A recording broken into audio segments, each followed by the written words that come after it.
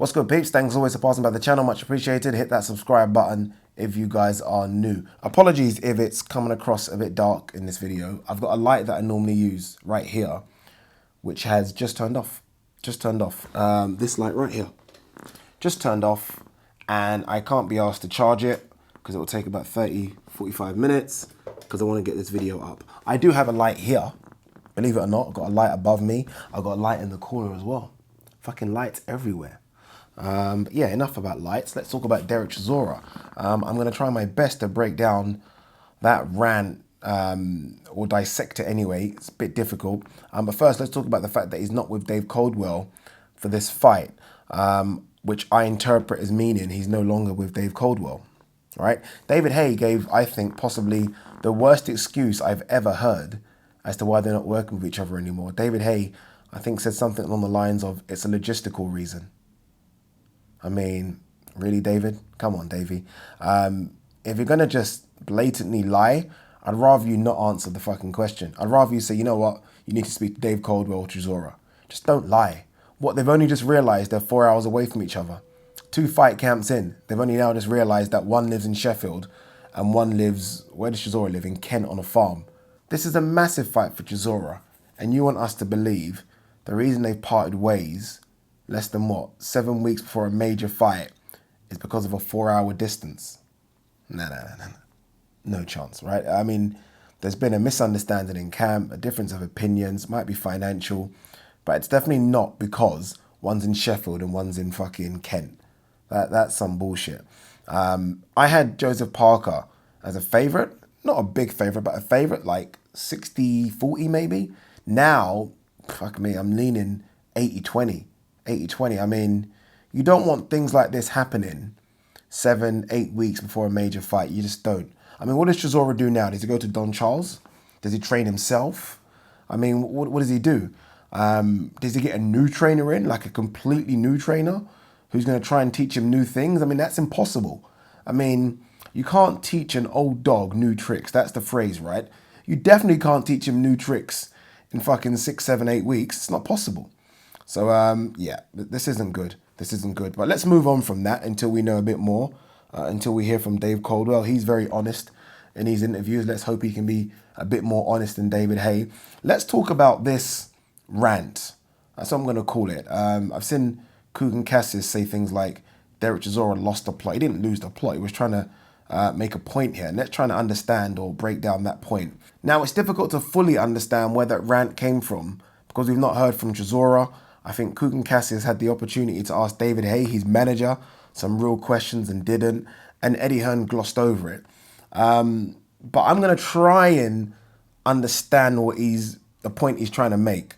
Now, Chisora versus Joseph Parker, I believe, was pretty much done as soon as Chisora beat Spilka. Is that his name? Spitzka? That was pretty much done. I mean, there are a few formalities that had to be kind of looked at, like drug testing, but that fight was pretty much done. Now, I don't know if that fight was ever going to headline its own event. I'm not sure. I know there was talk about it possibly being on the undercard of Ruiz versus Joshua, but I don't know if Chisora versus Parker headlined, whether or not it will be a pay-per-view. I don't know. I don't think people would have accepted that, right? I think it's been bumped to a pay-per-view status because of the inclusion of Progress versus Taylor. A lot of us now have accepted that as now a pay-per-view event. I wonder, and look, feel free to chirp in here because I'm just making this up as I go along, but I wonder if Chisora signed a deal to fight Joseph Parker with it being a main event, but not a pay-per-view event. Does that make any sense? It being a main event, fine, yeah, this is the money, cool. And with the inclusion of Progress versus Taylor, now making it a pay-per-view event, he might want a bit more money. He might want a bit of the pay-per-view side. That's very possible. And also, he might have seen or heard or got wind of the fact that Taylor and Progress will be getting a bit of the pay-per-view money. That's the only thing I can think of here. And that's what's irked him a little bit, right? Because he is, I mean, look, this is the argument people are going to make here. Progress versus Taylor is a bigger fight, right? It's for a unification. There are 3 belts on the line. It will be the number one 140 pounder, will be crowned 100%, right? But I think more people will buy the pay-per-view based on Joseph Parker versus Chisora than on Taylor versus Progress. And I think Chisora knows that. And to be fair, I think the majority of us can agree with that. I think that's fair.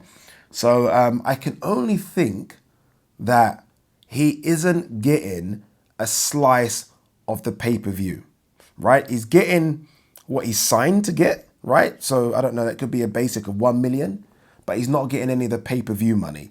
And I think that's what's pissing him. That's the only logical reason I can think, because that's not a rant you make there. I mean, you should have been known about this when you signed the contract, right? You should have looked at it through with your manager, David Hay, and looked at it. But now that it's been bumped up to a pay-per-view, I do wonder if there is an issue with him not getting a slice of the pay-per-view revenue.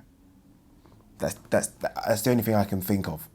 And the reason I say that is because we know the World Boxing Super Series have been having financial issues. And I feel like the only reason they've been able to put this fight, Josh Taylor versus Progress, on this is with the thinking that Progress and Taylor will get a slice of the pay-per-view revenue. And let's be very honest here, Chisora versus Parker is what sells the pay-per-view. I'm ranting a bit here, but that's the only thing I can think of. I can't think of anything else. What I didn't like is him having a go at Progress versus Taylor, saying no one cares about the small guys, no one cares about the Ali Trophy. I mean, that's not nice. I mean, these are 2 unbeaten fighters, arguably number 1 and 2 in the world, worst case number 1 and 3. That's not good. It's not their fault. But again, feel free to help me understand this. But that's the only logical thing I can make of that rant. Yeah, what do you guys think? Let me know. Peace.